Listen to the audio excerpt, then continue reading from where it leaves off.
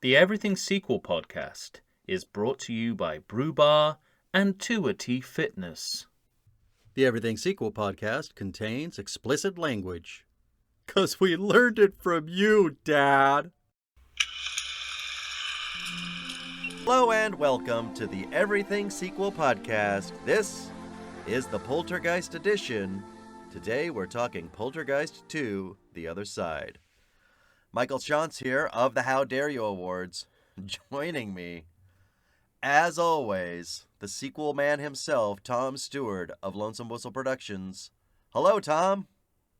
Honey, Jesus. See, that's the difference between you and me, Diane. I am into downward mobility. I'm not settling for it. I'm into it. I like getting out in the streets and meeting the... I like selling vacuums. I like carrying the pipes, the apparatus, and my little demo case. Let's get the kids up, and we'll paint the cars different colors. Kind of day-glow-like we used to do when we were kind of freaky. The freaky freelings on the road again. You know, the family whose house disappeared. Watch them find it, Diane. I'm not going to get upset about this, but I'll tell you something. I'm writing them back, and when I sign the letter, I'm signing Mr. President.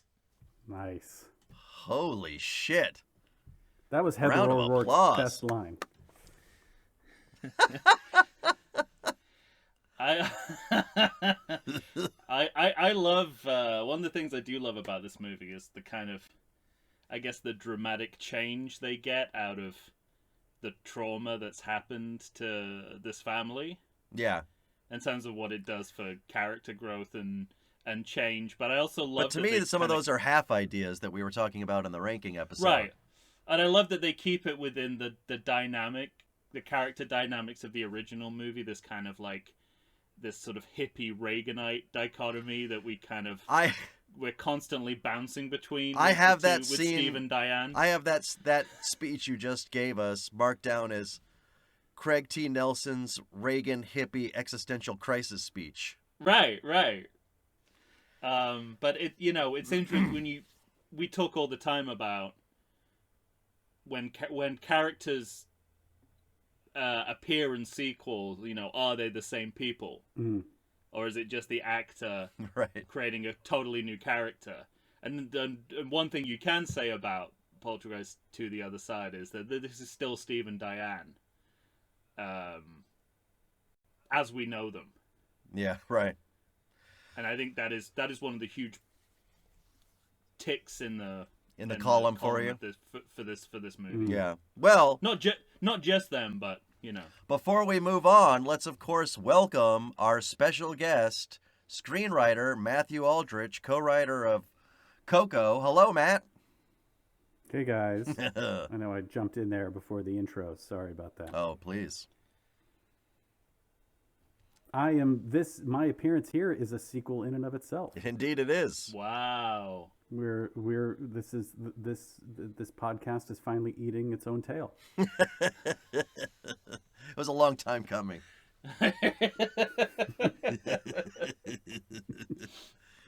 That's right. We are the Aurora Boreas of podcasts. Yeah. All right, well, gentlemen, today we are here to discuss Poltergeist 2, The Other Side, directed by Brian Gibson. Brian Gibson, I don't know, Breaking Glass, What's Love Got to Do with It, The Juror, Still Crazy, and one television movie, The Josephine Baker Story. Oh, with Halle Berry. No, I think this was a different one, because this one was in the 80s, No? I'm pretty sure. Oh. So basically, he's a guy who directs things. Yeah, exactly. Yeah. With no apparent connection between them. He's a shooter. This is one of the stories of Poltergeist, aside from the curse of it all. And we talked about this a little bit on the 1982 project, Mike, was, did Steven Spielberg direct Poltergeist? Yeah, right. There's on paper he didn't. In practice, the accounts vary. Yeah. They really vary how much or how little his hand was and his handprints were on that film. And I think it's hard to watch Poltergeist and argue that Steven Spielberg doesn't have some influence, control Yeah. about what's 100%. going on there. You know, from the shots to the story. The You're seeing characterization, some lens flares for sure. There's quite a bit of lens flare, but that was also the year he was doing E.T. In fact, those movies came out on subsequent weeks. Yeah. And so he was contractually unable to direct Poltergeist, and so Tom Hooper did the job. But you know, sort of cloud hangs over Hooper's job on that film as but Steven Spielberg directed it, and so I'm not here to settle that score, or maybe I am, because Poltergeist 2 represents a Poltergeist movie without Steven Spielberg. Right. And so if it's like, if you want to see whether or not he directed the first one, look at the second one, where he had no involvement whatsoever. He didn't produce it, he didn't direct it, he didn't write it, he didn't come up with a story. And this is the kind of movie. This is what Poltergeist 1 would have been, I think, without him. Yeah. There's definitely there's a huge one of the things that one of my first notes is that there's a even if you take into consideration that Toby Hooper somewhat directed the original, there's a horror auteur vacuum at the center of this movie, Right. and to me, what they try and fill it with, basically drawing from the world of Stephen King. Not that he's in any way involved in the movie. Right, I see what you're saying. But the archetypes of his books dominate the movie. So I think that's how they're filling this hole of authorship. Specifically horror authorship is just by sort of plagiarizing an author who has no involvement, but right. This is his kind. This is his kind of area. Yeah, that makes sense, actually. That's interesting. What vexes me a little bit about this movie, one of the things that vexes me about this movie is it has the same screenwriters. Yeah. And again, this goes to like how much or how little did Spielberg influence the writing of the first one. You know, he has a story credit, but the screenwriting team that actually had the credit on the first one have the credit on this one too. And again, I feel like I don't know. It's almost like they knew what they had in the first movie, and you, Tom, you gave Craig T. Nelson's speech. Yeah. So it's like, and they knew the characters they were working with, and Yeah. they knew how they would evolve. Mm-hmm. In between the first and second movies. So there's a continuity of character there that I credit to the screenwriters who were like, okay, yeah, correct. we know who these people are. Let's carry them forward. It's a year later or it's 6 months later, whatever it is. Cuesta Verde is a ghost town. Everybody moved out because they were freaked out by what happened. They're living with Jo Beth Williams' mom. They can't get the insurance to cover the loss on the house. Brilliant. Craig T. Nelson is selling vacuum cleaners. Like all of that stuff, I can see how those ideas just they all kind of followed from the ending of the first one. Oh yeah, and it goes a long way to like setting up a really good story. But then again, like it just feels like the writers. But they feel like they didn't know where to go, or they went into this place of like, the thing is, I think they did know where to let's go. over-explain what happened in the first movie. Like, I feel like this movie is just here to over-explain the first one and not actually have a second story. It's like, let's go back and let's, get into the stories behind the skeletons in the pool. Yeah, right. And it's like, it feels like a Rogue One situation where you're like, I didn't actually need to know who the skeletons in the pool were. And in fact, making it more specific rather than the generic mischievous poltergeists that existed in the first movie, by making them more specific and pinning them to this, Mormon prophet who led a death cult in the 1800s. like that. It just serves to make the world and the muddles it. story smaller. Yeah, right. Yeah, it just makes it so much smaller But than it should be. But speaking to what you were just saying, because to me it felt like the writers did have an idea of where to go, because you have Craig T. Nelson talking to his son Robbie and saying, no TVs, we're not doing TVs. You have Jo Beth Williams' mom telling her,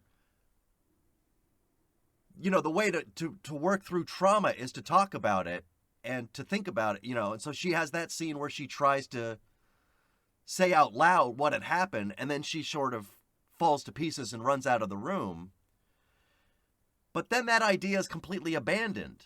Like, you get those two moments, and then you don't really hear word of it again. But if it was, if you were drawing on the parents kind of became the children, like the children maybe had to lead the parents into, hey, we have to confront this head on.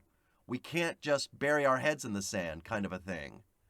That would have been interesting, but it's like the germination of an idea was there, and they just abandoned it. No, this movie fails the moment Taylor shows up at the door. Now, to me, and because that's the moment that all of a sudden the movie has to be about Craig T. Nelson becoming a man warrior, right? Which is just the most shallow, so ridiculous. So ridiculous. And by the way, for as much as they're keeping sort of continuity of character, Jo Beth Williams' character by the end of Poltergeist 1, she's such a badass that I don't see her being afraid to talk about what happened. Yeah. I see her as maybe being the only one who's brave enough to talk about what happened, and everybody else wants to move on with their lives. She seems to have regressed to just like screaming in fear, and she's not even the one saying like, I'm gonna go get my baby back. This movie, for one reason or another, I don't know because I wasn't there, but like they made the original movie was Jo Beth Williams' movie. It was a movie about motherhood, from the production design down to the casting, down to the writing, everything. It was a rare female centric movie of 1982, and a rare female centric horror movie that wasn't like modeled after like The Final Girl. You know what I mean? Yeah. So it really had the mom as the hero, and in this movie they're like, what if we made it the dad's movie? And you're like, you can if you want, but it's gonna be stupid and boring, and that's what I feel like. That's what I mean, they take it so far that, because Craig T. Nelson is just constantly being bigoted and racist towards Taylor throughout the entire movie, but in a very plausible way for a man of his era and his class. It was plausible. Yeah, it is plausible. I mean, the things he says about, I might have Indian ancestry, I've read some books about your culture, and this feels like exactly like the kind of casual racism that a man like him would exhibit towards someone like Taylor. That's all true, but what got Which is where I think this that's what I mean about like there's some solid screenwriting here in terms of character. Like, it's not changing the idea of the character, and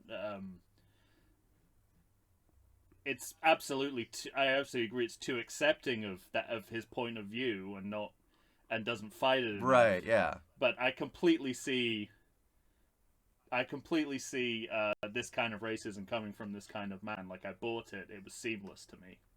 No, I'll agree with that, but what I don't like is that, we talked about this with 48 Hours, Matt, where Nick Nolte is saying and doing despicable things, but the movie, I don't think, is condoning it, because Eddie Murphy has just as much on him as he does on Eddie Murphy, and Eddie Murphy has a back and forth, and Eddie Murphy gets to have the upper hand, and Eddie Murphy is capable and smart in the movie. And you have that, we understand inherently that Taylor knows things that this family doesn't and can help them, but... Well, but I don't think he does. But it doesn't feel like that, exactly. It doesn't fit, no. He's basically introducing this family to the concept of libertarianism. Right. And they've that's what's fascinating about this is whenever Steve and Diane protest what Taylor's trying to teach them, I'm always on their side. Everything that Taylor Right. it's all Taylor's got is bullshit libertarianism and machismo. That's all he's got to offer. Which in itself is racist because it's a perversion of native, kind of Native American culture. But, you end up, and this another political problem with this movie is you end up sort of siding with the Reaganites because they're the only people in the movie talking sense.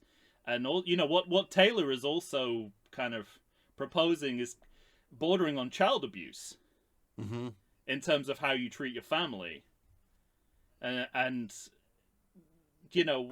Jo Beth Williams as Diane is entirely within her right to say, no, this is not how you deal with kids. This is not how you deal with the kids. This is not how you run a family. Right. So it's fascinating on that count, but the emphasis is definitely off. We're supposed to believe Taylor is a wise man. He's definitely a man, but he ain't wise. Right. Oh well, and not only but not only that, he's sort of he's one of these kind of like magic he's one of these like magic Native Americans. There's mysticism throughout the whole movie. It enters into the story to solve the white people's problems, and we see this a ton in the 80s and 90s. Oh, it's just sort of it's a shade of the noble savage kind of caricature, but this movie's version of Weekend at Bernie's too. Just substitute Native American mysticism for voodoo. But this is important to the popular perception of the series as well. That specifically that we begin with this kind of cold open around the ghost fire with the two Native Americans, because if basically pretty much every raises nothing but questions. Listen to this.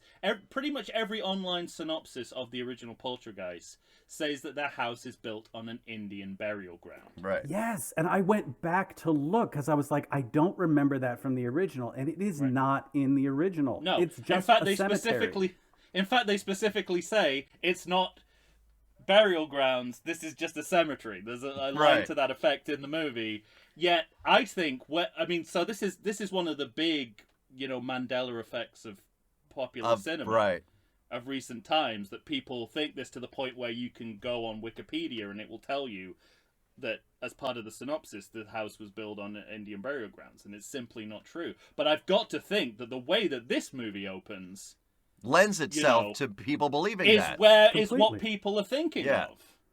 And even to the point where I'd convinced myself, I had to go back and check. I was like, is this a callback to the ending of the last movie where they find out their house is built on Indian burial grounds? At which point I find out that's not the case. So this is, it's certainly cementing and perpetuating that illusion. Mm-hmm. That is the trope. I mean, and maybe, if you talk about it as a trope, maybe the cemetery under the house goes back to that tradition, but it's specifically not that. And yet this movie lends it lends itself to that Mandela effect in a way which I just think is fascinating. It is fascinating because I was one of the people who was fooled by that, and Me too. like you had to go back and check, even though I had just watched this movie. And not only like it was like this movie gaslights us in a couple different ways though, because that's one of them, sort of making us think that Native American culture or burial rituals or anything had anything to do with the first movie, which it did not. It wasn't. It was completely devoid of that. It was all about suburbia. That like the film was about suburbia, and a lot of early Spielberg films were in that same kind of way of like of here's the thing happening, here's the strange thing happening in a place where everything is supposed to be normal, and so so that's the first way that the sequel kind of recasts what happened in the last one. And the second way is actually with Cain and his disciples, because they died in a mass grave in a cave underneath the house. But the cemetery in the first one, the spirits that were quote unquote the cause of the haunting were the graves that were there, but the tombstones had been moved. So it was a proper cemetery, not a mass grave in a cave. Yeah, right. Yeah. The first film, for the first film's explanation for why this family is being haunted is super thin. It's basically, it was built on a cemetery. Yeah. That was it. And yeah, literally. So that was the full explanation. And so this second movie tries to tell us that it had something to do with Native American religion and death rituals, that it had something to do with an actual mass grave, a second burial that happened before the formal cemetery was removed. And then third, it also has to do with Carol Ann's innate clairvoyance, which was not a part of the first movie at all. Right. Which to me is where it gets pure Stephen King, when she's drawing. Completely. Yeah, right, when right. she's That's drawing what pictures that's of the cemetery. future. And again, it's like these. I keep coming back to the writers, and I'm not going to let them off the hook. It just felt like they had no idea where to go with this, and so they just started to try to over-explain what they had done in the first film. Well, the metaphor for what this sequel does to the original is right there on screen. They're trying to do an archaeological excavation of the first movie, in the same way that they're doing it on the house in the movie with Tangina as lead archaeologist for some reason. For reasons unknown. Yeah. I've got the note here that this is beneath the planet of the Poltergeists. When you're in doubt with what to do with the sequel, you go under the ground. I mean, that's one of the sequel 10 commandments, isn't it? You've either got to go inside the earth or into space. It's one of the two. Or it's got to be at Christmas. Yes. Yeah, right. Plus underground, plus space, plus Christmas equals sequel. Yeah. And I had a sort of similar feel. I kind of, in general, like the idea of that we were getting specific with the details. I like the moment where they're going over the insurance claim and they're debating what do we claim this as. I sort of like that. I like all the stuff with the TVs. Robbie looking longingly at the TV in the window of the store. Mm-hmm. I like how specific they are about the aftermath, and I think that I think that's what they're going for here. And in this era, that's really all sequels were let's talk about the aftermath of what happened in the first movie. The Rocky 2 mold, the Halloween 2 mold, and it works for a while. Even on Jaws that 2. basis. Jaws 2, yeah. But it does. You're right. It over-explains. It gets far too literal. There's mysteries that you don't want or need to be solved. No, actually, solving them makes your threat. To know the threat makes it smaller. Yeah. Do you know Definitely. what I mean? To be able to say, oh, this is all, and the third movie is going to do this even more. Saying this all boils down to one old man Who needs to go to the light? This huge amorphous, very scary thing from the first movie was just one old man. That is so disappointing. It's so disappointing. Yeah, I mean, it effectively erases any. Well, it's it's interesting because. But it's such a sequel thing too, to have to try and take it further with the explanation, right? But shouldn't the explanation be bigger? Why make the explanation smaller than the first movie? The first movie should be your entree into this great big world, and each sequel should be growing the mythology. Right. Not shrinking it. It is a shrinking. Not shrinking down mythology. it. Yeah. It's shrinking down the mythology to the third one where it's literally just one guy. Yeah. Because when you think of Alien to Aliens. But what a guy. I mean. Yeah, that's the thing. Part of me understands why they're pinning the terror on this guy, but I think it has way more to do with performance than it has to do with anything else. Yeah. Absolutely. But speaking of smaller to bigger, when you think of Alien to Aliens, you add that S, and Yeah. And you That know, S is dollar signs, baby. yeah, exactly. Cameron does build up from what we originally saw. And so you're right in the I sense think, of yeah, I think that's what the point of building out the mythology is that in the first part of something, your main character only gets the tip of the iceberg yeah. of Right. what the whole story is, and then it grows from there, and it can become unwieldy, and you need only to look at the Marvel Cinematic Universe to see how unwieldy that can become. Yeah. But at the end of the day, like that started with an Iron Man movie, you know, and a very simple one at that, and then it grew, and I think that's just the more satisfying path for sequels and kind of why they buy their right to exist. I mean, I think sequels, especially in this period, they're within their rights to examine the aftermath and make that sort of the first act of your movie, basically. But you do have to go somewhere with that, and I think that's the ultimate failure of this. What do you make of that? It doesn't take, we're basically in a museum of the first movie. Yeah, you're right. Yeah. What do you make of that we trend? never leave it, even though the script gives us multiple narrative avenues we could take, but we never do. To get out of the confines of the first movie, and we get so close on so many occasions, but we never quite transcend it, and we end up sort of, I mean, going all the way to the end of this movie, we circle back to the original to the point where both this and the original movie have the same ending, so this movie, might as well not exist. Because you've actually gone nowhere except back to where you started. The ending of the last movie, which is to say that your movie doesn't exist in any in the storytelling of this movie might as well not exist. And that's, to me, the big problem with this movie. But I love the starting points of all of this. I love the roots of where they're going. Exactly.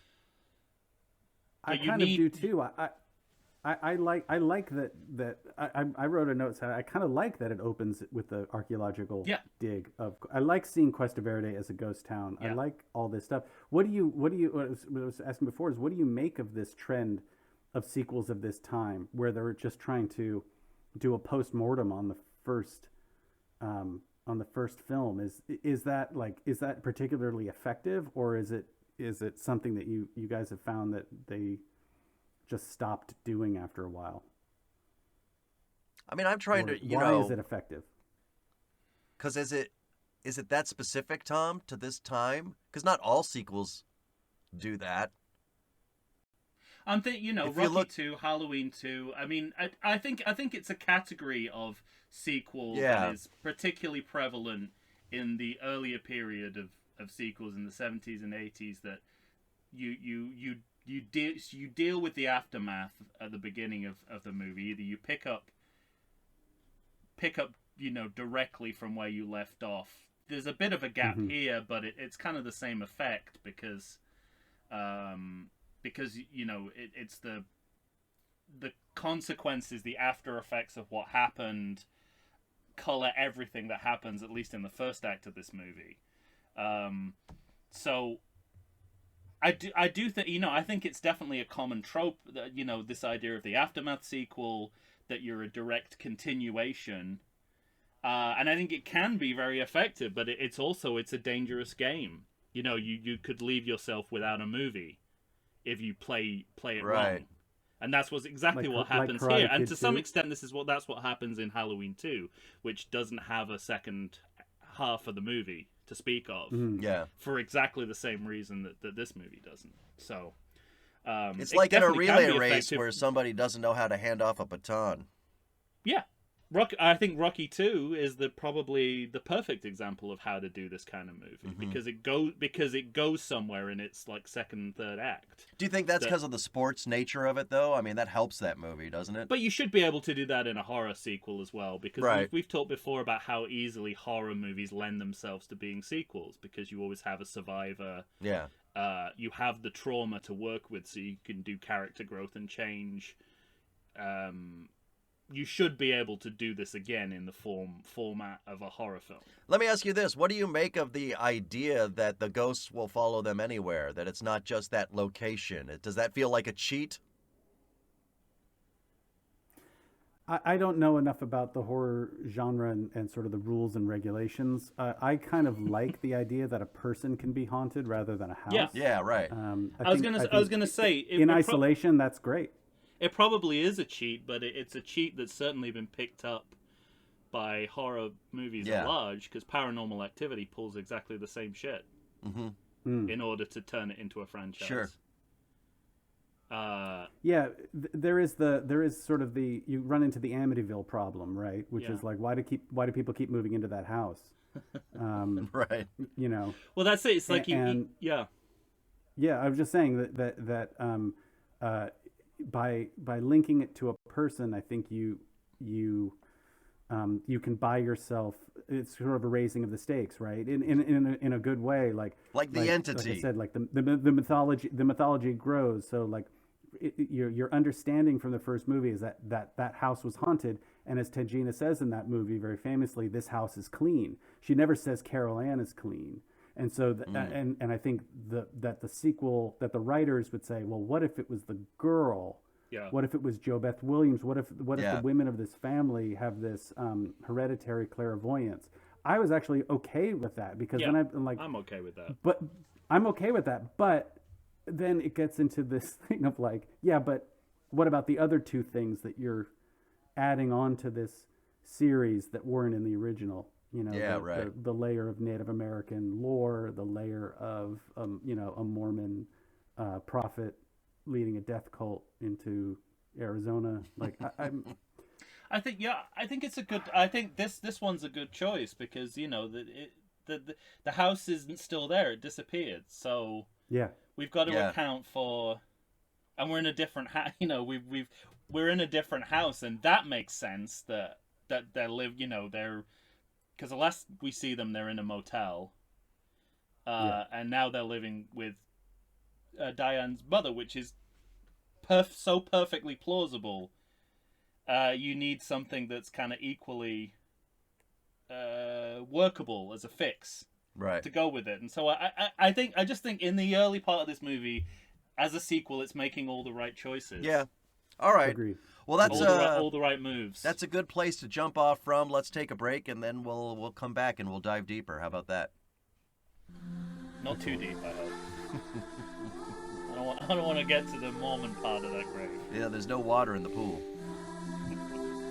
All right, we'll be right back.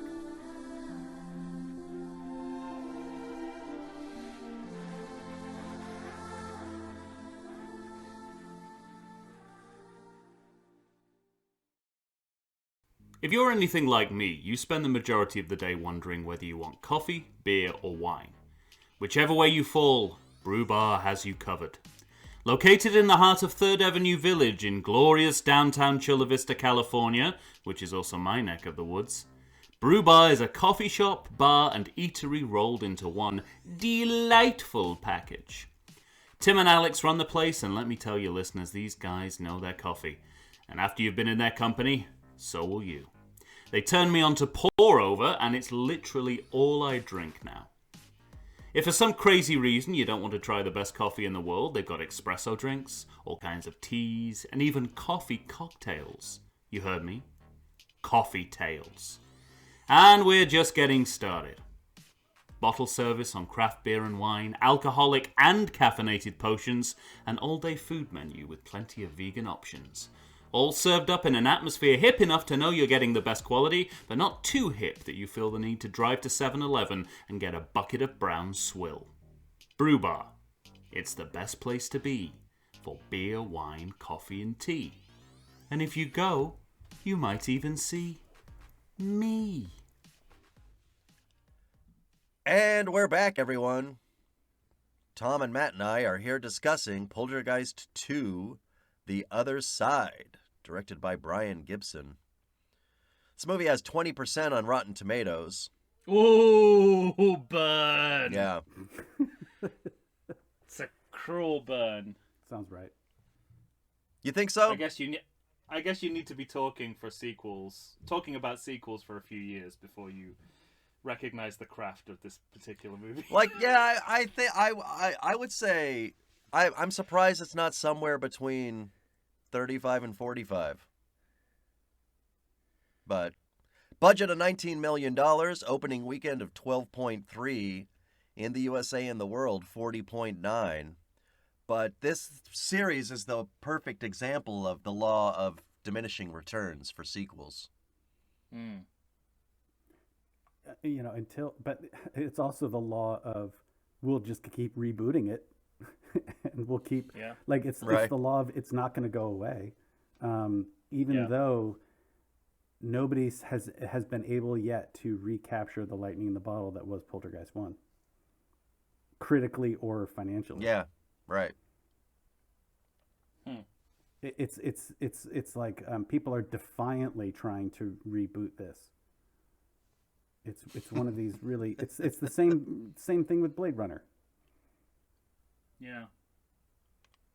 They keep trying to I don't know exactly. I mean, Poltergeist 1 is a good movie. It's good. Yeah. It's not. Yeah. It's good. It's good. It's fun. It's got some spooky moments. It's got real pathos, which is, I think, more than you can expect.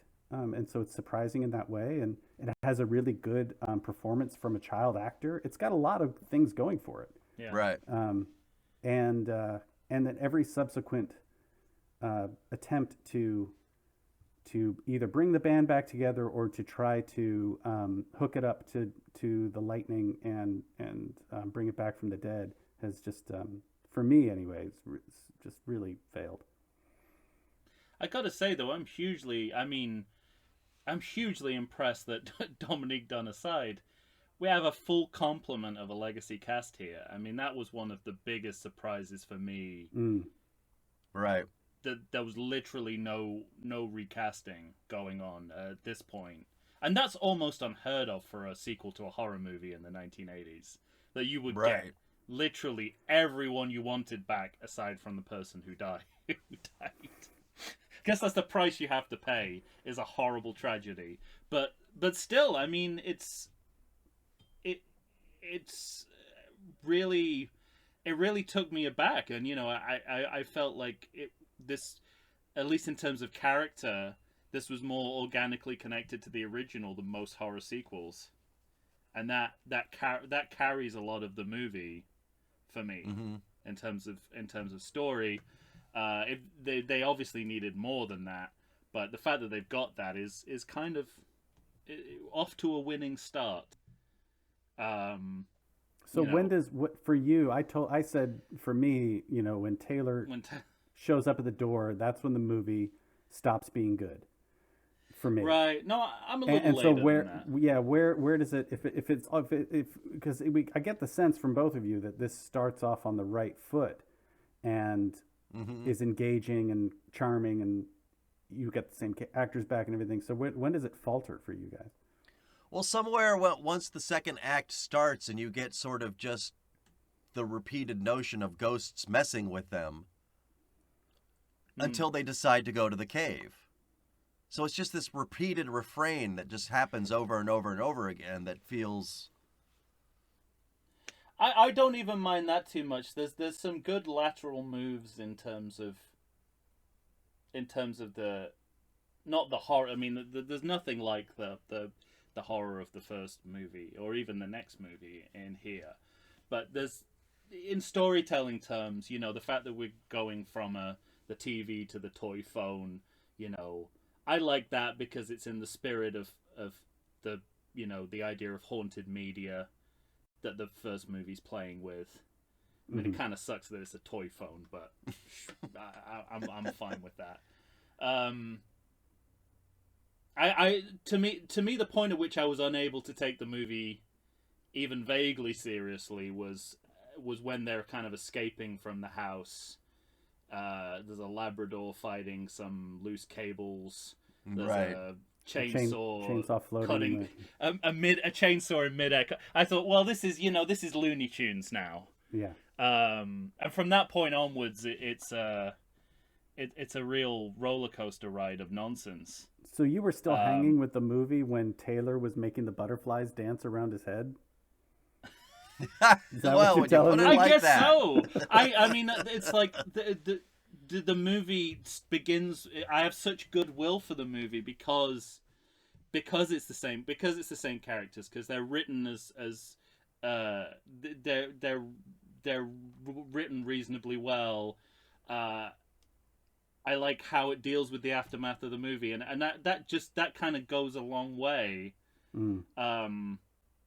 But at that point, I'm out, really. See, and Okay, for so- me, I like all the stuff in the beginning, but there are ideas that I was referring to earlier in the beginning, the idea of trauma and what it's done to the parents. You made a really good point about earlier, Matt, about Jo Beth Williams and her character, and that she's the last person that this would, Yeah. That's an excellent point.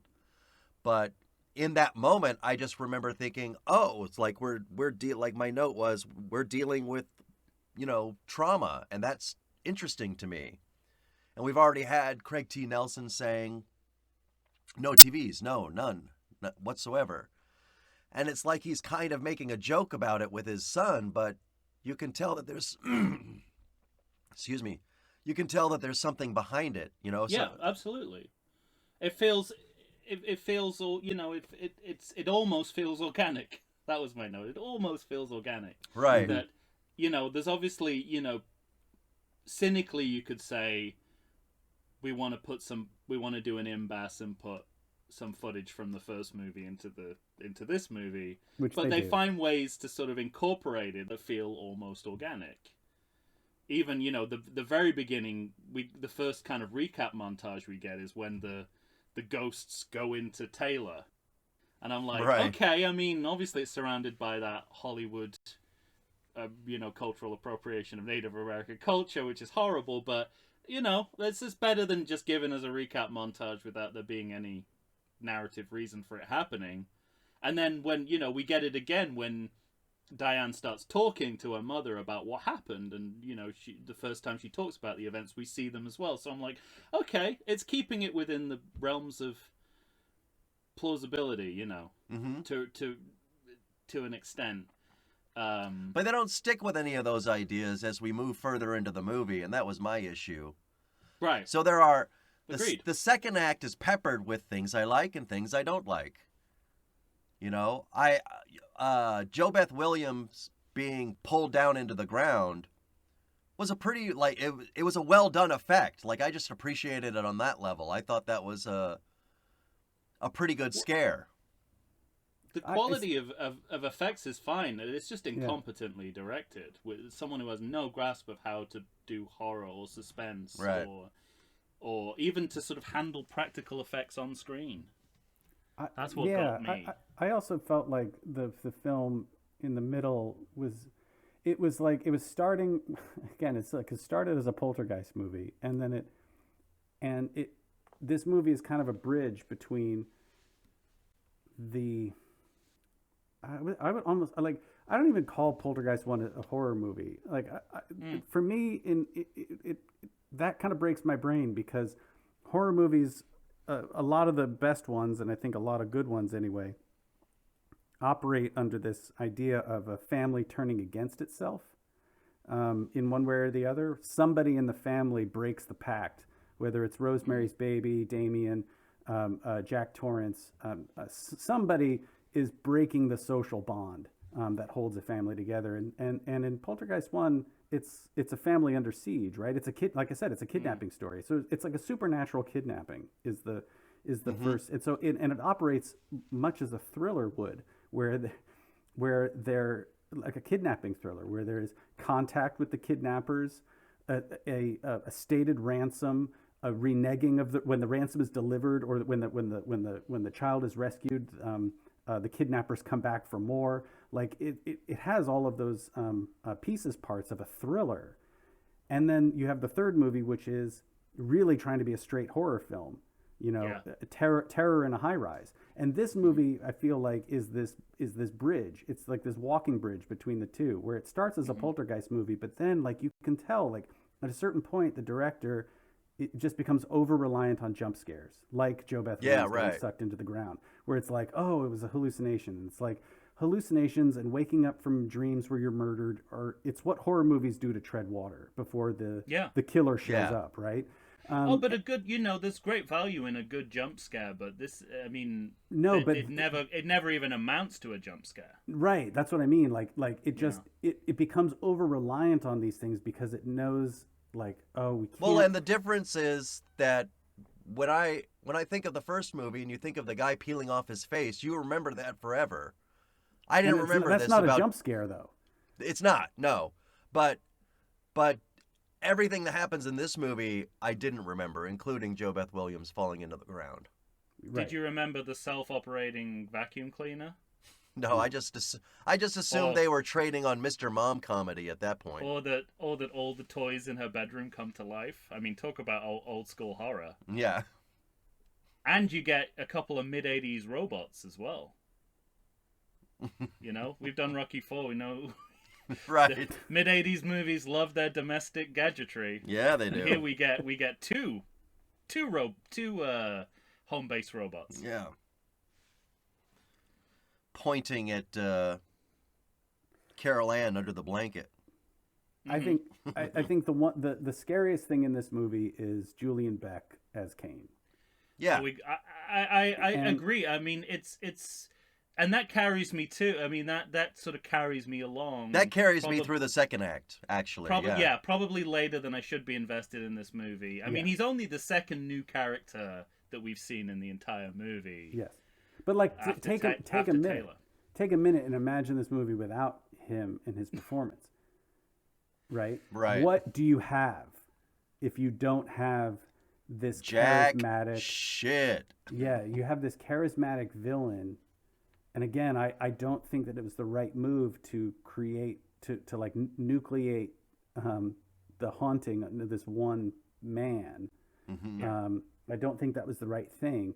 I agree with you, Tom. I think Poltergeist from the jump should have been an anthology. It like Poltergeist 1, Poltergeist 2 is different family, different house, different era. And it's just another haunting, and we just tell haunting stories. I think that would have been where this franchise might have been able to go. But I bet Tom's right that after Halloween 3, they were never going to do that. But I mean, look, we talked about this with Halloween 3. You can't change the format after the second movie, in between the second and third movie. Right. You have to do it in between the first and second movies. So if Halloween had become an anthology with Halloween 2, it would have set the parameters and set the rules for the franchise. Whereas by the time Halloween 3 rolled around, they were breaking their own rules. That's a fair point. And so I wonder, like you would talk about the influence of Halloween or the influence of Friday the 13th. You have in these horror movies, and also Nightmare on Elm Street, all the horror is sort of clustered around one man. It becomes clustered, and there is less of an appeal for these amorphous horrors of maybe the 70s, and now like the horrors in the 80s are all about one guy terrorizing a camp, a family, teenagers. You know, it's the sort of the rise of the serial killer, essentially. Yeah, right. And so, you know, like, and we see this again in the 1982 of it all. It's the third Friday the 13th movie, but it's the first one where Jason wears the hockey mask, and sort of the minting of that image of the slasher with the hockey mask, and that really potent image again to Mike Myers, Freddy Krueger, and now I think that what they might be trying to do with Kane is to make another one of those things, of one of these guys, and in so many ways I think like the first Poltergeist felt like it was from another era of filmmaking, and certainly horror filmmaking or suspense filmmaking. Interesting. I mean I just want to talk a little bit about Julian Beck for a moment. Please. because this guy, I mean, this guy's fascinating. He's a theater artist Mm-hmm. who worked with a company called the Living Theatre, who are best known for bringing Bertolt Brecht plays to the American stage. And when you read his performance through that prism, it really adds up, because, like the movie, there's nothing necessarily viscerally scary about this character, but he's doing what Bertolt Brecht did with, anti-realist, just the vessel of being the vessel of an idea. And the performance itself is very camp, it's very kitsch, it's extremely theatrical. Mm-hmm. And yet it's truly haunting. I mean, I can't stop thinking about this guy. Yeah. And so it's sort of fascinating that he brings that dimension to it. And the movie kind of terraforms into a camper and kitschier movie around him whenever he's on screen. Like when he arrives, it starts raining, the dogs run away. Yeah. He's singing. He's singing the song from Night of the Hunter. Yes. Yeah. He's smiling his way through his performance. It becomes a much kitschier sequel when he's on screen. And yet,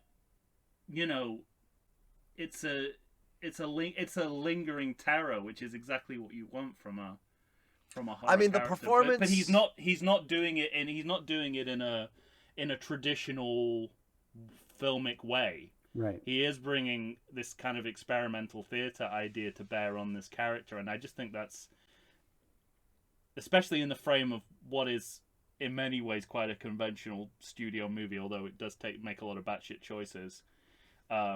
This is one of the batshit choices that is very, very successful, is the casting of this guy. Absolutely. And even the execution around him in his scenes is working. Yes. Yeah. If you were to just watch a mashup of just his scenes, I think you would be like, Right. I want to watch the rest of that movie. Right. Yeah. Exactly. And I And think then one you of the do. problems with Poltergeist 3 is that they've latched onto the idea that Kane is the scary part of this paradigm. It's Yes. not. It's Julian Beck. It's Right. all Julian It's Beck. the actor. Well, You don't have Julian Beck, you don't have Kane, basically. But even within this movie, this movie proves that, because in a later Act 2 sequence, Craig T. Nelson becomes possessed by this spirit and acts. Right. He acts like Julian Beck. Right. When he's trying to rape Diane, which is this So is, again, deeply unsettling, that scene. Oh, it's the worst sequence when he drinks the tequila worm. I mean, this is, for me, this goes to it's like anything.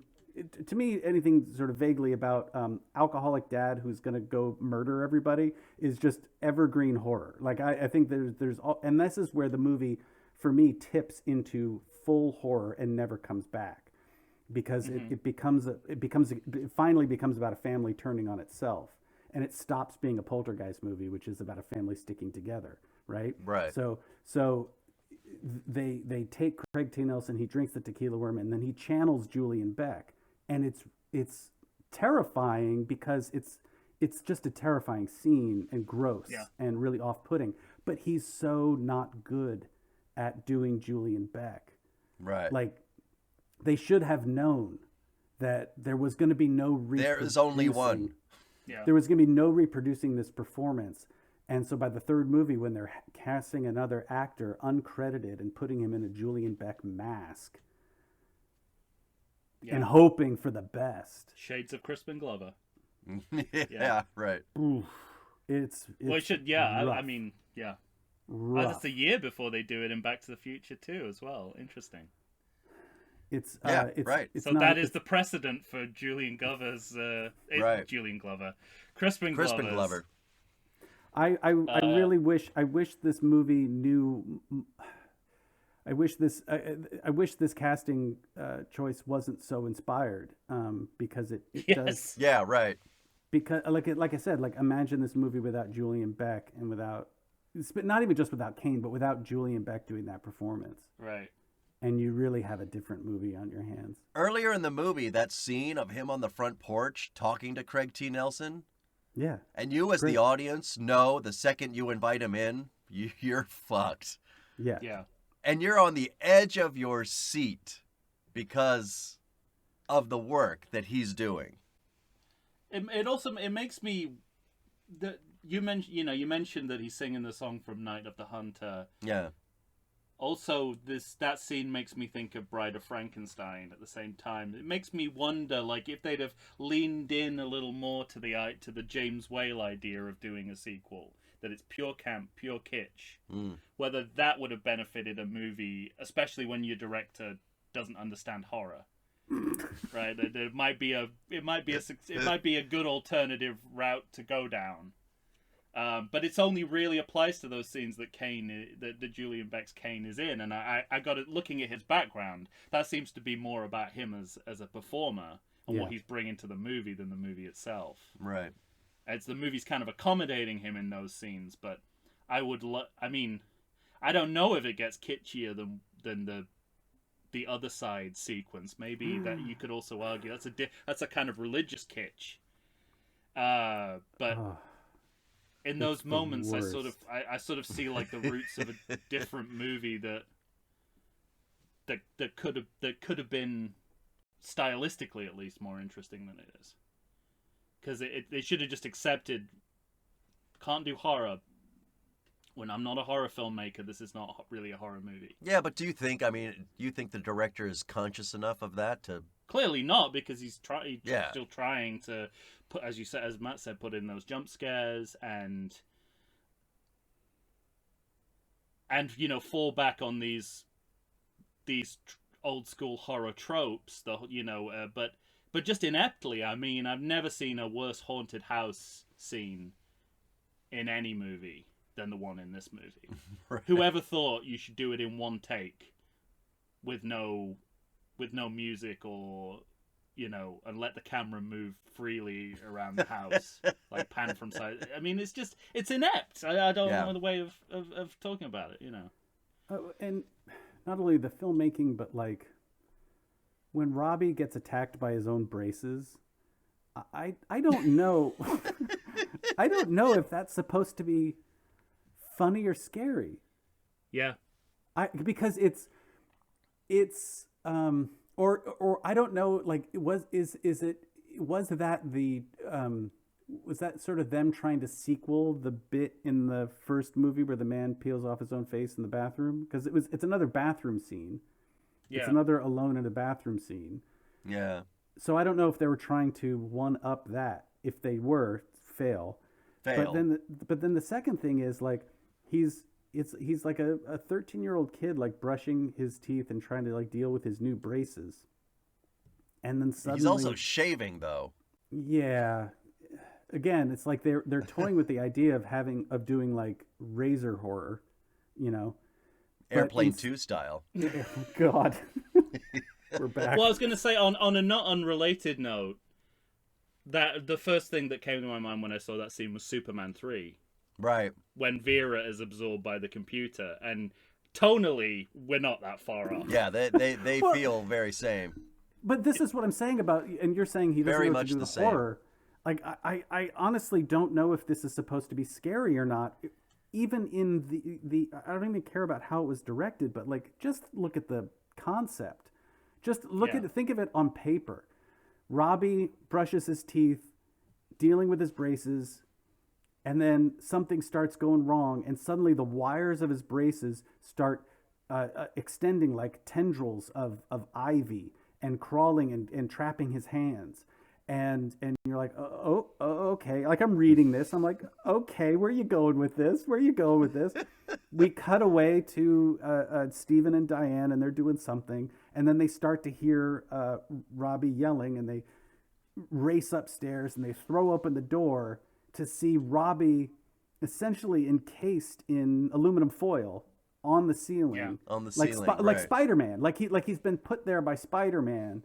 And only his eye is showing from the braces. And that's funny.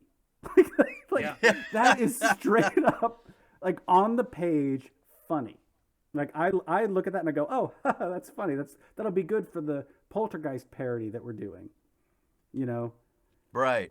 I think that I just realized too, because Robbie is in Airplane 2, so you have that amazing connection. Oh, it's not the only Airplane 2 connection. This is now the second movie we've done with Matt on the show where a sentient vacuum cleaner attacks someone out of a closet. Oh no! And it's a presage of Maximum Overdrive. Again, going back to the Stephen King. Right. Yeah. But I mean, yeah, the Stephen King references are on the nose. I mean, everything about Craig T. Nelson's Possession is just sort of a Jack Torrance in The Shining. But to me, the bad ghost dad. Speaking... That's not Bill Cosby. Yeah. Speaking specifically about the braces scene, I really think because mid-'80s, we're talking about a time in which braces become very popular for kids. I think it was just somebody's idea of, wouldn't every child be scared of this?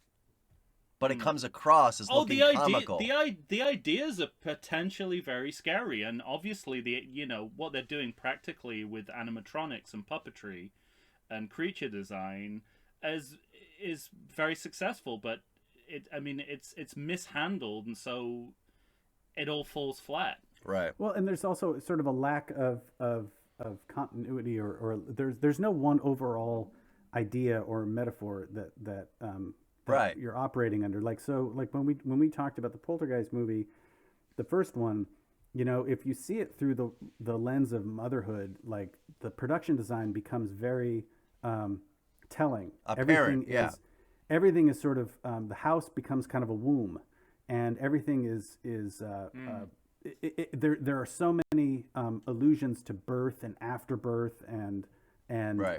Sort of mother's milk and all of these things that are suffused in the actual production design, and give a sort of a thematic runner through all of the ways in which they're haunted, and how the haunting appears to the people, and how it sort of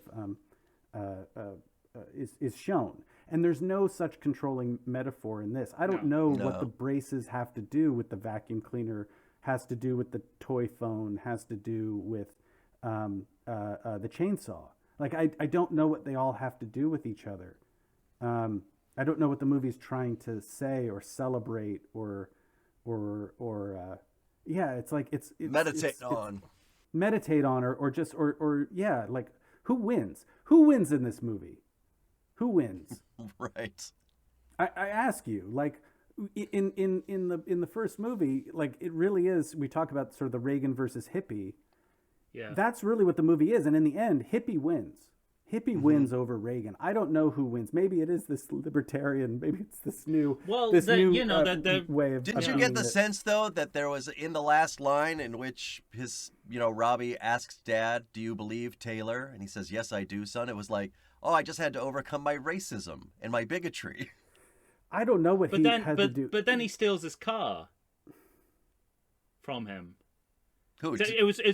Are we talking about this movie or the last one? No, this movie. This one. Yeah, so like he overcomes his racism, but then the movie's racism tells us that this has all been a long con for Taylor to get the world's Steve's shittiest car because he's a low down car thief, because he's a person of color. And so you're saying that he's the one responsible for the haunting, like he goes around haunting. I think that's very clear. He goes around haunting families, and then he peddles like, I'll get rid of your rat problem. I'll get rid of your Christine car. Don't worry about it. Oh my God, that's right. Christine is another. It's a long con, absolutely. But that it's really interesting. Like you both came in heavy with how racist this movie is, and I forget who I'm talking to. It's the good old 1982 boys, steeped in screen racism. But I was like thinking when those sort of things happen in the movie, where Taylor just wants Steve's car, just wants to find a way to get Steve's car away from him. I'm thinking, am I reading too much into this? Is this racist? And clearly I'm not. I'm just,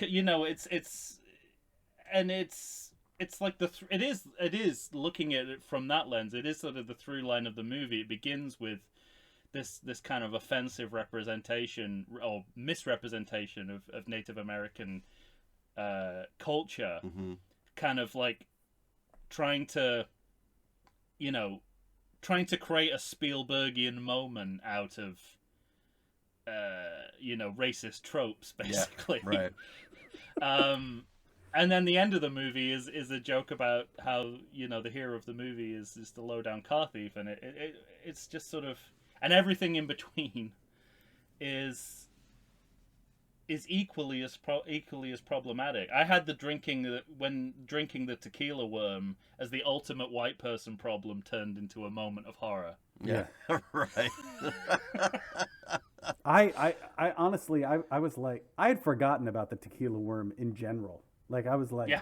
that was such a throwback. Like, that dates this movie, I think, more than anything. Yeah. All right, well, let's take another break, and then we'll come back, and we'll finish up. How about that?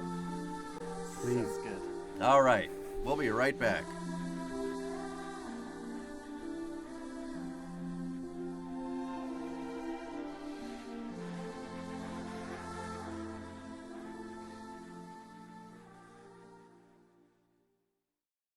Does the coronavirus have you feeling oogie? Have you been sitting on your couch for weeks? Nay, have you been sitting on there for months? Well, it's time for you to get back in shape. Check out 2AT Fitness. You can find them on Instagram. You can find them on Facebook. 2AT Fitness was started by Tina Bernard. She is ready and raring to go to help you get back into the shape you want to get into. They've got all kinds of classes. They've got outdoor in-person classes. They've got online classes if that's what you prefer. Ladies and gentlemen, it's time to get back in shape. You're going to find a variety of exercises. You're going to have strength training, cardio, weightlifting, even fun 5-minute burnouts that will push you to your limits. So get off the couch, get into shape. Go ahead and check out 2AT Fitness. Tina Bernard has got you for all your needs. I know her personally. She's fantastic. You're not going to meet a better person to help you become the new you. Check it out. And we're back, ladies and gentlemen. Matt and Tom and I are here finishing up with Poltergeist 2, The Other Side. Do either of you have any notes before maybe we get to The Other Side? The Other Side? Yeah. I just briefly want, because, this is a sequel podcast, it's probably worth mentioning Tangina. Mm-hmm. Yeah. Who also returns to the movie in a Scatman Crothers kind of way. In a Scatman Crothers kind of way, but she's in a tag team arrangement. Oh, no, wait, that's the third movie. Sorry. She's on an airplane in the third movie. My bad. In kind of like a tag team arrangement with her surrogate. With Taylor, yeah. Taylor. Yeah. And they make specific reference to this in the movie. When he turns up, they basically say, "Why isn't Tangina here?" And he says, "This is more my kind of job." So they actually make that part of the they actually make that part of the story that he's taking over from Tangina because this is his specialized area. What we does that mean? Yeah, exactly. It's the same thing that she. It's the same house with the same corpses. This is a more racist job than the last, so that's why you have a terrible misrepresentation of a Native American. It's one of those moments it's one of those moments in a script where a character asks what the audience is wondering, which is like, why are you here? One of these. Why are you here and not Tangina? And it's like, There's a ton of those. I've got one one really early on. Where is the family now? Taylor asked that. Yeah. I'm like, whoa, wow, that's what I was thinking. But also, to add to our list of sequel 10 Commandments, with Tangina, if you can't get him in the film, get him on the phone. Yeah. It's Al in Die Hard 2 all over again. Yep. Daniel's mother in Karate Kid 3 or 2, possibly both. Possibly, yeah. Here's the thing about Tangina that strikes me is and makes this movie a sequel in maybe a meta way. was that the first movie, one of the things that was so captivating about the first movie was that it featured this performance from an actor who had a curious voice, and we had never seen her before, and she was just as spooky as the ghosts, and seemed to spring from the same well as the haunting itself. Tangina's entrance and her way of being and moving through that first house was so captivating. And in this movie, you have the same kind of arresting performance from Julian Beck. It's sort of, and so in some ways, like, Julian Beck is Zelda Rubinstein's surrogate, even though even though he has a different function in the story, casting wise, he has the same function. And unfortunately, in the third movie, that job falls to Tom Skerritt, which is not a good. That's a lateral move at best. Don't forget, he's involved somehow. Poltergeist 3, Tom Skerritt gets involved. So yeah, I mean, I think Zelda Rubinstein is. I think she's fighting for screen time in this film, and she shouldn't have to be. That's the thing, is you get rid of Taylor. Just get rid of Taylor. Why is Taylor in this movie? Yeah, we've found this again and again, haven't we, Mike? That you have what we call surrogates replacing legacy characters, often replacing the actors as well. Yeah. Although sometimes not always. And yet they can coexist in the same movie. We've seen this again and again. Beneath the Planet of the Apes is Weekend our best at Bernie's example, 2. right? I mean, it's sort of like either replace them or don't, or let them do the role they're supposed to do in the movie. Let them perform their function in the movie. But this tag team arrangement is bizarre, but like more commonplace than you might think, because it seems very unwieldy. And in the end, it must just come down to, I'm not available those weeks. Or I mean, really, is she was busy doing Teen Witch, is what she was doing. So let's not say that like she was like suddenly like booked solid. But there's no other reason why you would But think this is not a hard fix. Like this family suddenly finds itself being haunted again, and they have to track Tangina down to be like, look, you said this house was clean. It is not. Something like, and Tangina could be like, look, I don't want to be in the sequel, and they go, no, you have to be, and they pull her in, and they can make her finish what she started. Like she could have an integral part in this to play in this story, but instead she just sort of exists on the periphery of it. Yeah, right. Where it's like she becomes like this, you said, like keep her or cut her. Like you don't. This isn't working. Right. And then in the next movie, she's pure plot function. She's just a way to get from A to B. Mm-hmm. She's the info dump in the third movie. Yeah. Right. And she's sort of turning into that in this movie as well. Why they hand it off to Taylor, I don't know. I really don't think Taylor needs to be in this movie at all. Yeah. Yeah, you're right. And nothing against Will Sampson. No, not at all. No, but he's got a lot of presence. I'm always happy to see him in a movie. No, I'm just talking about the character. Yeah. Absolutely. All of these actors, I think, are doing the best with what they have, and I think they're being asked to do things that are maybe a bit ridiculous at times, but they try to sell it. They really do try to sell it, and nowhere do they try harder than when they get to the other side. Before that, I just want to. My favorite characters in this movie are the two ladies at the lunch counter. Oh yeah, the diner. and part of me wishes, I understand from like a screenwriting point of view why, like, having established that they're here for some horrible kind of domestic situation means that they've ended up there at whatever it is, 4 a.m. I sort of resented the fact that they became the conduit for the poltergeist to speak through. I'm like, well, that's why they established them at the beginning of the scene. But I would rather they just be left there as kind of like, as a kind of time specific, these are the kind of people you're going to encounter at 4 a.m. in a diner, because their lines in that when you're panning across the lunch counter and you're hearing the snippets of their conversation, it's just perfect. Yeah, like one of So them. it's a shame like they on had the run. to use them. Like it's like, there's some kind of like middle of the night walkout breakup situation. Yeah. And I just thought, oh, that's so authentic. That really lends character and color to the scene.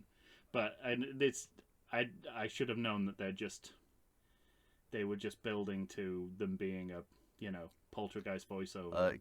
Surrogate Conduit. for Julian Beck voice. Yeah. Mm-hmm. So the other side. Let's go to the other side, guys. Can we talk first of all? Because I mean, we're gonna have to talk about both movies, obviously. What are the rules? I don't understand the rules.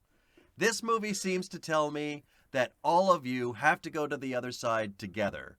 The next movie, at one point, I thought I heard you have to be on our side. Again, like to Matt's point, it's like a police report. I Just thought I heard someone say, "Burn the house down,"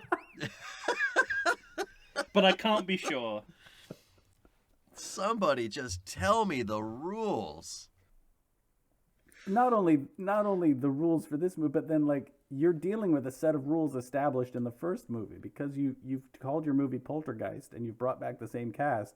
You're forgetting the key fact that Jo Beth Williams has been to the other side. She has been there. She has seen the light. She has rescued her daughter. She has glimpsed the infinite beyond life, which is again why she should be the biggest badass in this film, but is not. She's just back to Jo Beth Williams pre-Poltergeist, pre the events of Poltergeist 1. And so, And so it's the Indiana Jones reset. It's complete reset for her character. And so, Indiana Jones movie, he doesn't believe in the thing he just saw at the end of the last movie. Exactly. And he's and so when Act 3 rolls around and they realize they're going to have to go back to the scene of the crime and go into the whatever, they're going to have to go and fight Julian Beck on his own territory. I don't even know what they're trying to do at that point. Right. Well, the rules to me are clear. It's a book called the Bible, because this is Catholic heaven, is it not? Right. Yeah, they're gonna. It's like everything on the other side is like an animated prayer card. Yes, absolutely. I mean, it's just. It's completely ethereal, the clouds, the light, the Sistine Chapel touch, the choir music, demons and angels. Mm-hmm. I mean, it's pure religious fantasy. But every other side of how they visualize it, like I'm saying, like when the family realizes they have to go and do this, where is Jo Beth Williams saying, "Hey, relax, guys, I've been there. You just tie a rope around your waist. We'll just go in. We'll do the thing. Somebody will pull us out. Like we've done this before." They're all sort of acting like this is not something they've been through before. When in fact, two members of that family, half of that family has already been to the other side. Yeah, that's very true. Yes, but to your point, and I don't think that this representation of the other side matches. Granted, the previous movie is smart enough to not show us. Yes. But definitely not the next movie. Yeah, exactly. But the mirror universe. Oh my God! Look, I worked on a movie where we had to show what happened after you died, mm-hmm. and there was a lot of hand wringing. There was a lot of hours and hours and weeks of discussion about what do we show and what do we not show, and ultimately, what we came down on was a version of the afterlife where there is still an afterlife beyond that, which is not shown or known, and so because a way station. It was a purgatory essentially, or it was a holding pen in a way. Yeah. Not a holding pen that connotes, people waiting around for something, but a medium region between here and whatever lies beyond here, and it was the director's point, and it was a good point, which is say like he was adamant about like anytime anybody's ever tried to show the afterlife, it just looks goofy, and But you talk don't about need like to go full Catholic. you don't. Right? I But mean, even when but it's always like super gauzy and flowy, like you're caught in a beautiful clothesline on a breezy day, and and just all these sheets are just kind of billowing around you and everything. Again, Tom, it's to your underwater things. Basically, it's underwater. The afterlife is underwater, right? Except in defending your life. Well, But, I again, mean, that's a way station. That's a way station. That's Yeah. true. You're right. So that's a successful one, and it's also very like brick and mortar, and That's feels what makes it funny. It feels very real and very funny, and it's an allegory to a certain time in life or a certain place in your life. But when you look at like what was that Peter Jackson one, the Lovely Bones, or what Yeah. what dreams may come. These visions of the afterlife. That's the one that sticks with me. Yeah, these visions of the afterlife are always come off as super cheesy.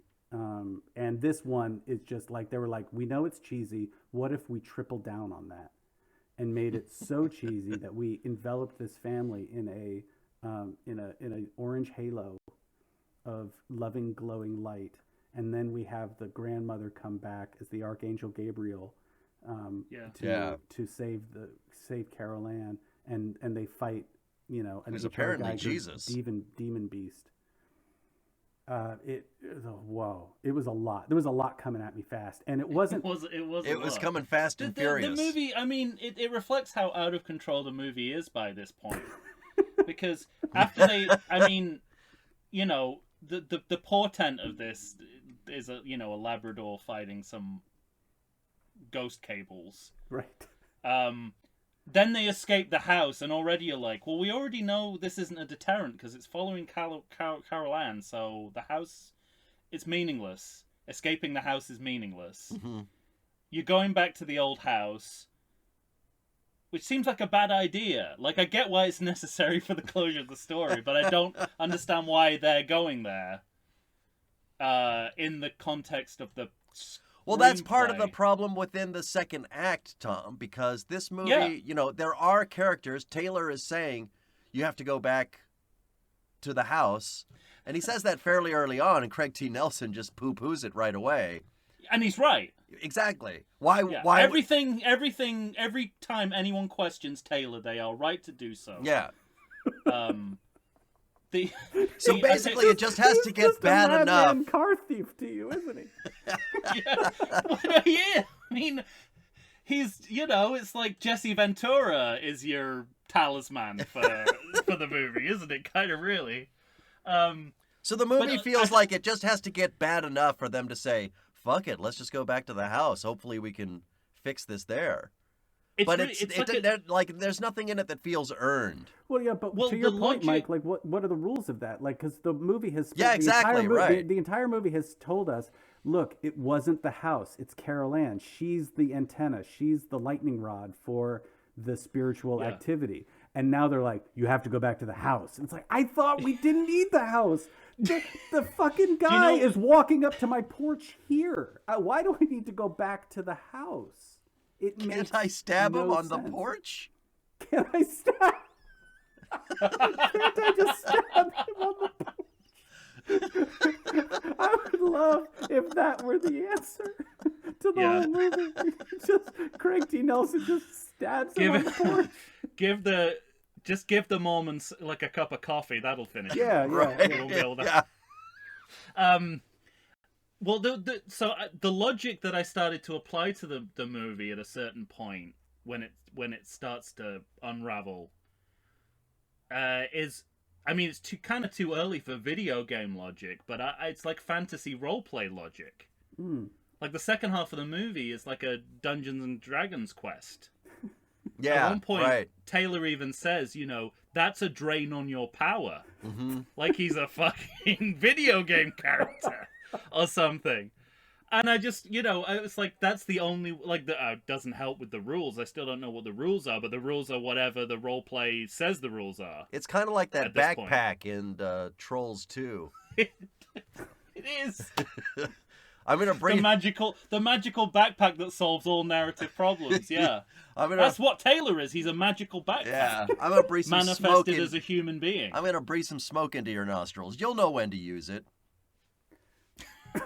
Is there anything more offensive to Native spear. American culture than blowing ghosts into Craig T. Nelson's nose and claiming it has something to do with their traditions? And it's a really, peace pipe he's just as well. trying to get his car. I know, and it's a. The worst part of that is I really like that.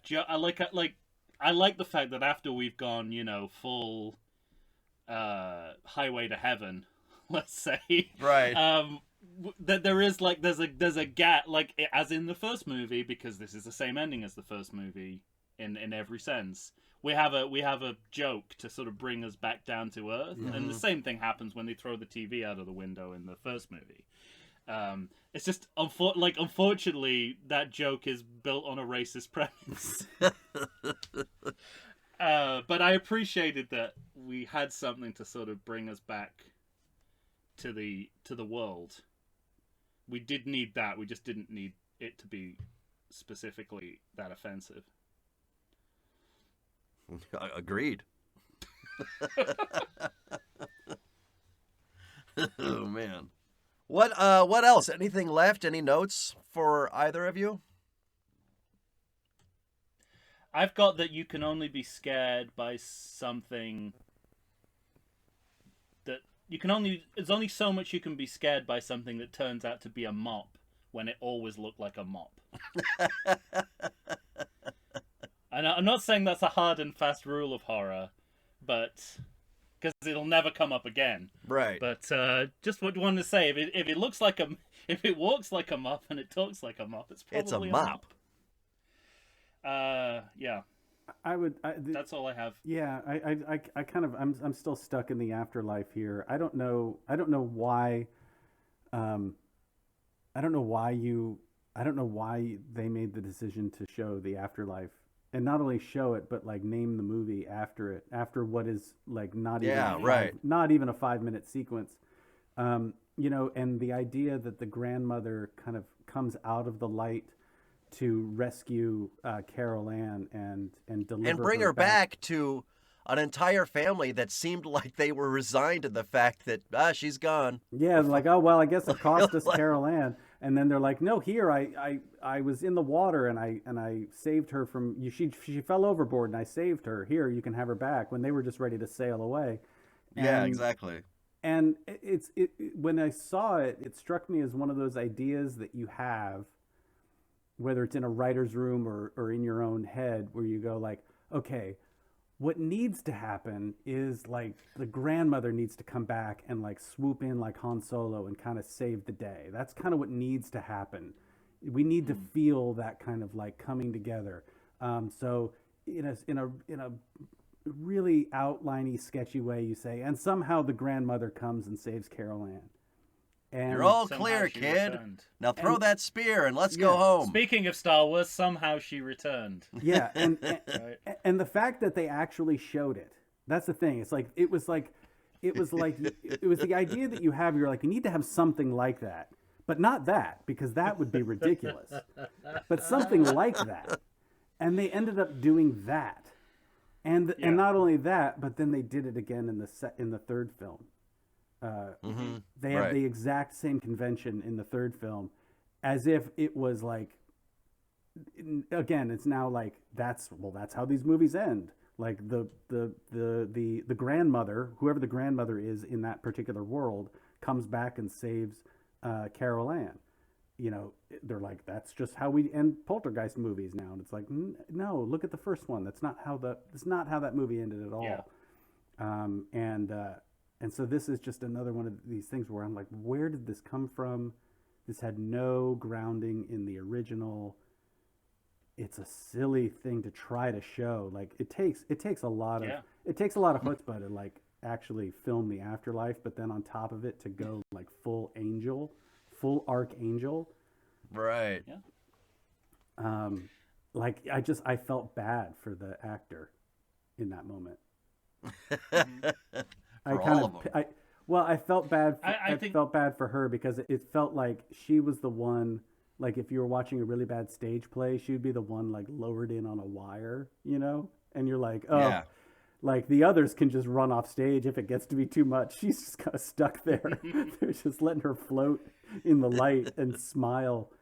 Oh God, it was the worst. Yeah, you have to be like a 1940s Hollywood director or David Lynch to make this stuff work. Yeah, David Lynch doing this. You know what's funny? Right. It's like Julian Beck kind of feels like he's out of a David Lynch movie.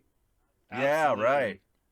And That performance would be right at home. right at home. And so would that ending, and frankly, so would the Geiger art direction. Sure. The creature design, anyway. I Yeah, want I to mean, see. the Now I want to worm see this fetus, exact yeah. movie filmed by David Lynch. Now I. We said the same about Halloween 2. Oh God. And I'm sure we'll say the same about Return of the Jedi to some extent. All right. Well, Tom, do you have a credit check? Of course I do. Excellent. Deep Roy is one of the stunt players in this movie. I couldn't find out who he... I mean, you know, one of the most prolific creature actors, can we say, of fantasy cinema. Also, my Facebook friend, I did reach out to him. He has yet to respond as to what he did in this movie. But I mean, without stereotyping too much, I think he's in one of the monsters. But there you go. This movie apparently had paranormal and psychic advisors. Yeah. What does that mean? One guy came in at 4 a.m. to do an exorcism. Wait. So Stop. What does that mean? I'm going to apply. I'm going to apply the what Jerry Seinfeld said to Elaine Bennis after a trip to Mexico. Is did you learn anything that you couldn't learn by opening a bag of Doritos and watching Viva Zapata? Because we don't get beyond what you could read in a Stephen King book when it comes to paranormal and the psychic. Wait. So Which I guarantee you is not what they were like the they were world like of the paranormal and psychic really is. they were like technical advisors saying like the way you would have a cop on set for a Law and Order episode be like, no, we do it this way. That's who they were, like technical advisors, or were they just providing psychic services to the production? Does that make sense? Potentially It both. seems like both, yeah. Yeah. Wow. It's like it's full service, you know. We'll tell you what you need to do to invoke the wrath of the dead, and then we'll throw in an exorcism No, when the shooting's over. when you charge. when you blow a ghost into somebody's nostril, you have to hold their face with both hands. Both hands. That was what they were saying. I They were like, can't "You're getting repeat it all this. I wrong." can't state this more emphatically. Both hands. You have to be safe. It's always the left nostril. Oh, you put it in the right. You don't want a ghost on the right side of Yeah. your brain. You'll get a That's you'll for get a sure. sinus infection. Wow. Well, they had a commitment to getting this right. I've obviously, you know, H.R. Geiger, conceptual artist. I guess the only thing I can link it to is the worm fetus monster. That's the only trace of his work, right? Yeah. Is there anything And the else in beast movie? at the Yeah. end. Maybe the that beast they And the have. beast at Yeah. the end, okay. Those were the two things. This seems that a really- low rent gig for Geiger. Am I wrong? Well, My he did understanding- Yeah, a go ahead, bunch Mike. of he did a bunch of extra stuff that they just didn't use, which really pissed him off. Right. Yeah. Yeah, he kind of designed a bunch of stuff and then pieced out and then came back and saw the finished film and went, uh-oh, like that. It was not like I said, there was no cohesive art design to this movie. So Yeah. No, not at Right. all. so Not at all. his contributions felt freakish and out of place. Yeah. Among the creature crew, there is a crew member called Screaming Mad George. I guess I don't need to ask who the Joker on this team was. And I'm done. Nothing on the vomit creature? The vomit creature? Who's the vomit creature? I know the actor's name is Noble Craig. I don't know anything other than that. Oh, that's a good addition. I like I'm that sorry, name, what? though. Put that in the record. Yeah. Noble Craig. What is the vomit creature? The thing that Craig T. Nelson spits out. So it's the tequila Yes, worm. it's the worm. The worm. As it crawls off and kind of lifts an Yeah. eyebrow and makes a mischievous face. Yeah. Wow. And his name was Noble Craig. Yeah. And Craig T. Nelson vomited him. As it keeps going on, we're unearthing quite a bit. Mm-hmm. This is my nobility that I give to you. That's what Craig T. Nelson said on the day. Yeah. Wow, that's sick. All right. Well, there you have it. That's Poltergeist 2. Coming up next, On the of course, move. ladies and gentlemen.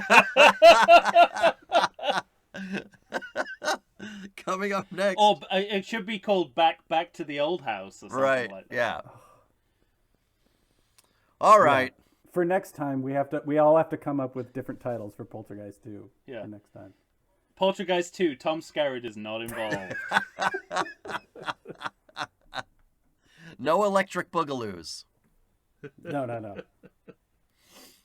All right, coming up next is Poltergeist 3, everyone. Matt will be coming back to join us. So for Tom Stewart of Lonesome Whistle Productions and Matthew Aldrich, thank you so much, our special guest, Michael Shantz here of the How Dare You Awards. Say goodbye, Tom. Great, I'm gonna grow up retarded. Fuck. Another terrible line. It's a nice little offensive throwaway there. Say goodbye, Matt.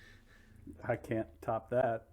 Or bottom it. Or I'm not even going to try. Good night. Good night, everybody. All right, everyone. We'll be back.